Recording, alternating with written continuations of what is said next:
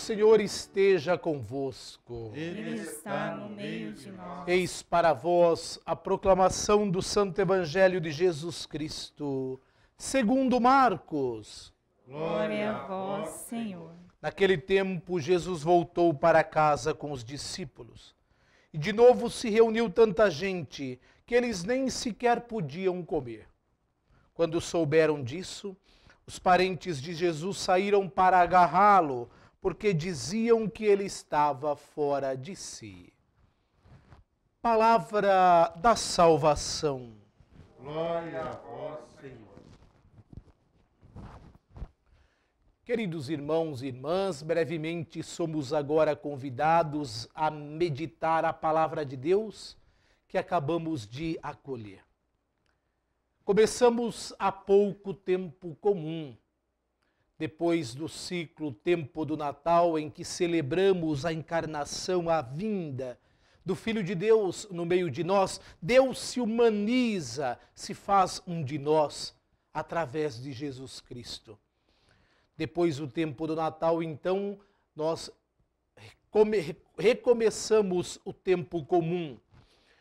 E no tempo comum, sobretudo aos domingos, a cada domingo, nós ouvimos os feitos, os sinais, os milagres de Cristo.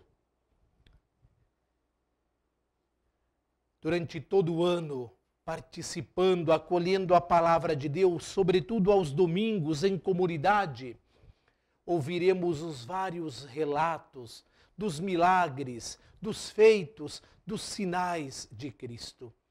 Para que na grande celebração da festa de Cristo Rei, concluindo mais um ano litúrgico, nós possamos então, voltados ao Senhor, proclamar verdadeiramente Ele é o Filho de Deus.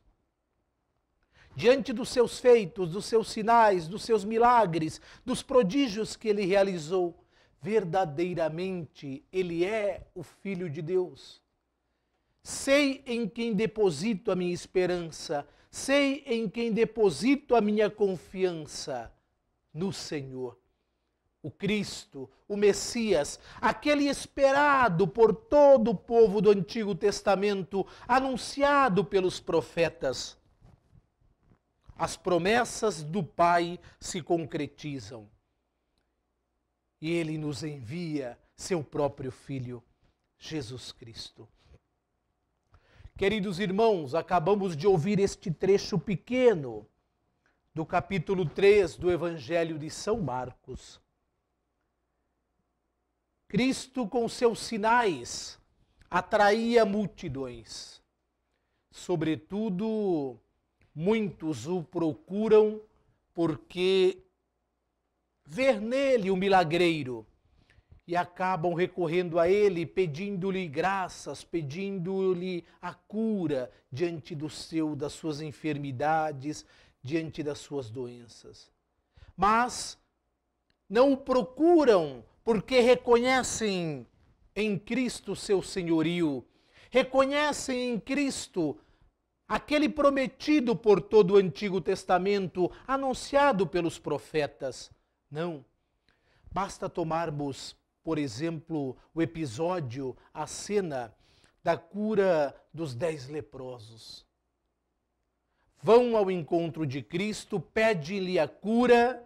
Cristo então pede para que volte para o templo e para que lá fosse constatada a cura de cada um deles. No momento que se sentem curados, apenas um reconhece, apenas um volta para agradecer, para dar graças a Deus. Apenas esse reconhece em Cristo o Filho de Deus, reconhece o seu senhorio, reconhece nele o Messias, o enviado dos céus. Queridos irmãos, diante também dos feitos, dos sinais, diante dos prodígios de Cristo, há muitos que se opõem a Ele, se fecham aos seus ensinamentos, se fecham à sua palavra, à boa nova trazida e apresentada pelo próprio Cristo. E por isso o condenaram. tramaram contra Cristo e por isso o elevaram à cruz, ao Calvário. Neste evangelho, ao final, nós ouvimos que os parentes de Cristo, sabendo da multidão que o procuravam, saíram para agarrá-lo, porque diziam que estava fora de si. Estes não compreenderam a missão de Cristo, não abriram o seu coração para a sua palavra, para a boa nova trazida pelo próprio Cristo. Queridos irmãos, quantas vezes agimos como estes? Quantas vezes até somos fiéis na igreja, nos preceitos religiosos, mas estamos como que fechados à ação de Cristo, aquilo que Ele nos pede, e o condenamos, não verbalmente, mas o condenamos pelas nossas atitudes. Pelas nossas atitudes. Quantas outras vezes queremos viver uma religião de preceito, uma religião aparente, e quando nos é cobrado a vivência daquilo que Cristo nos propõe, nós nos esquivamos. Não, não é comigo, não é conosco.